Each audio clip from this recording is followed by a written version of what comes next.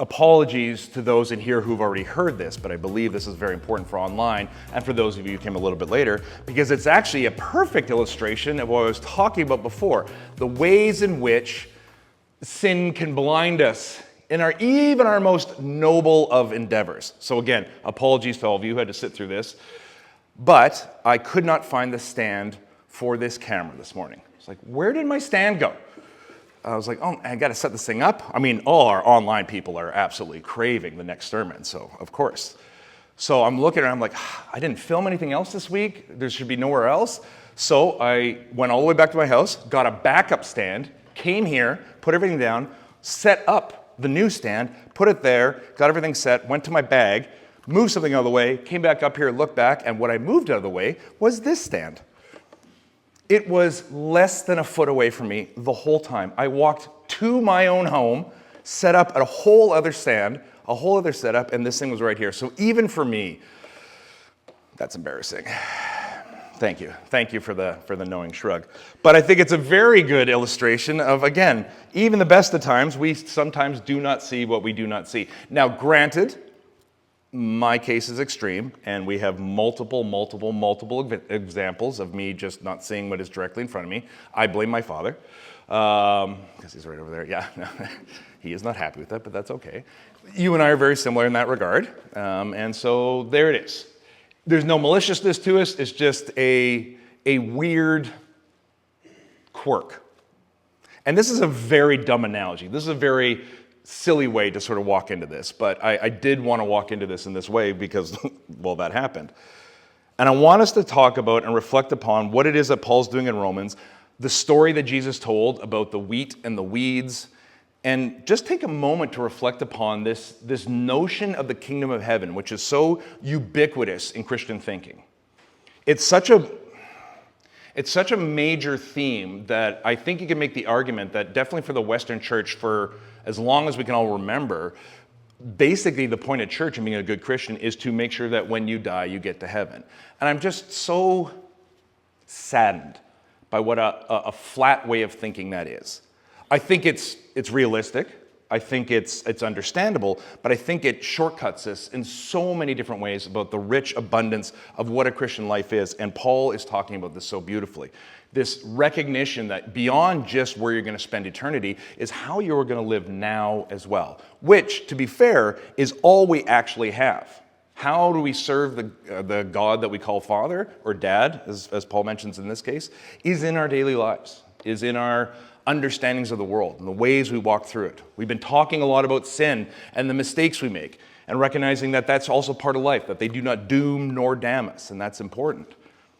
But the churches I grew up in, it was all about, and this is dating me a bit because these terms do not exist in popular culture, but I remember a youth pastor would always talk about, where do you want to spend eternity, in smoking or non?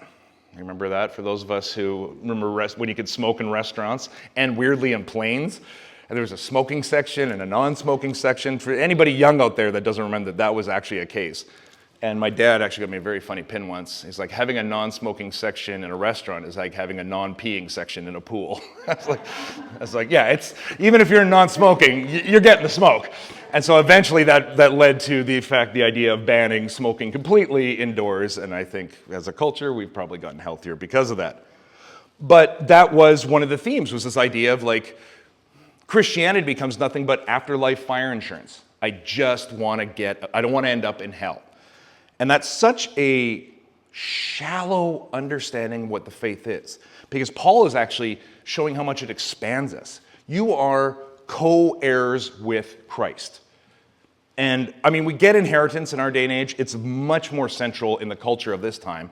But he's saying you are inheriting like the eldest child inherits. You are going to get all the inheritance, all this glory.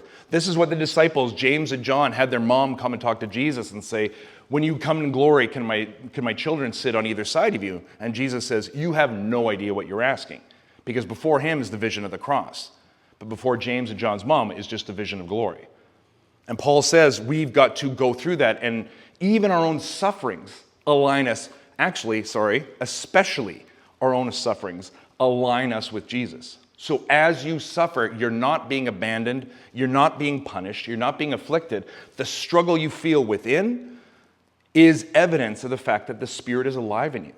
It is working with you. It is the same Spirit of God. That is what Paul will say in another place, kind of the down payment.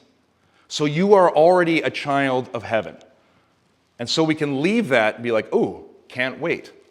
Now, lots of stuff is going to take place from that moment to this. And some of it's going to be terrible. Some of it is physical breaking down, emotional stuff, the loss of people. These are things that are real. But in all of it, your faith is saying you, in your struggles, are aligned with Christ. And because the Spirit that raised Christ from the dead is in you, then that is also your future. Paul will use a lot of analogies because he doesn't want to take away the fact that we are suffering in the here and now. He doesn't move past that, doesn't minimize it, doesn't tut it or pat the back. He talks about the pain of childbirth. Excruciating pain, says the man. Okay, thank you. But from what I've led to believe, it's not a great way to spend an afternoon. But it's to an ultimate goal, a child. And so Paul says, do you understand? It's not just us. This creation itself is groaning. Creation itself is frustrated.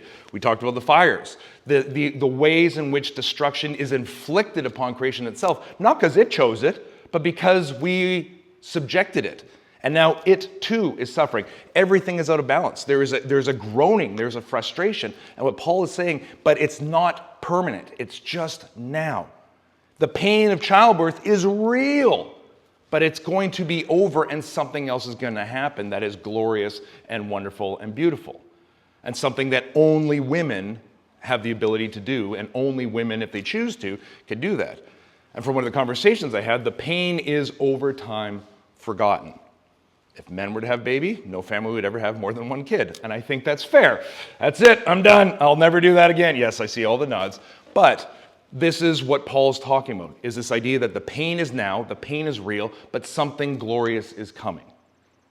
And he even goes so far as to say everything we are suffering now is not to be compared to the glory we are going to experience. And we hold that through this tension. When we wonder how Isaiah, sorry about that.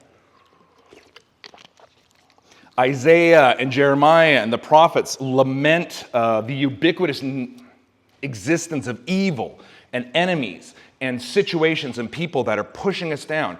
They're not moving past that. They're asking God a question we all ask. Why me? Why is this happening? I'm trying to do good and things and people are coming against me. So why doesn't God remove those situations? Let us grow in depth and peace. And Jesus uses a story. He says, all right, so picture this. You're growing wheat, a good thing, food, supplies. And then an enemy comes along and sows weeds into it as well. Well, is the idea to wipe it all out and start again? Jesus says, no, let them grow together. When they come to maturity, who they are, what they are, will be revealed. And in all of this, what I wish Christians would spend more time on is not trying to control the narrative of creation, a frustrated creation in the not quite now time, but to, as Paul ends this, celebrate or try to embrace the patience of waiting, of being a person of faith in the good times and the bad, to recognize that wheat and weeds are growing up together. And who we are will be revealed. And so he says in all, he's like, keep in mind, we are talking about faith here. Faith. Nobody has faith or hopes for something they already have. They're hoping for something yet to be. But that hope sustains them in the not quite yet. I'm choosing to believe that this thing that I want will come to me. And even though I do not have it now, it sustains me and guides my actions to make that a reality. We've already talked about the fact that Paul said this is a reality granted to us by Christ. But your faith, in all its frustration, in all its wondering, that's it.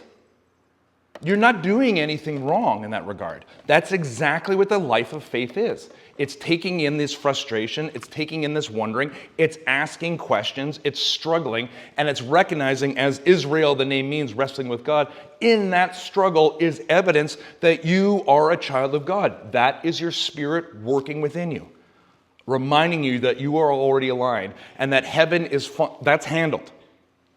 The excitement, the adventure, the tragedy, the beauty of life is what we're doing now. The question we got to ask ourselves, not about who's into heaven, am I going to get into heaven, and all the ways in which, again, the Christian church has used sin as a cudgel and the gates of heaven as it's like a carrot and a stick. Do what we say and you get the carrot. And it's the most ingenious, I don't want to say silly, but I'm going to say silly. So you can push back on this a little bit with me. But the gatekeeping of the Christian church is shameful. To say if you don't do what we want you to do, then this thing that's going to happen after you die will not go your way. So you better do what we tell you to do. And people have been doing that for generation after generation. And what Paul is actually saying is the much more exciting thoughts about your Christian faith, the much more exciting elements of the Christian faith is not, am I going to spend eternity in smoking or not? But as wheat, how do I live among the weeds as well? Amen, amen, amen.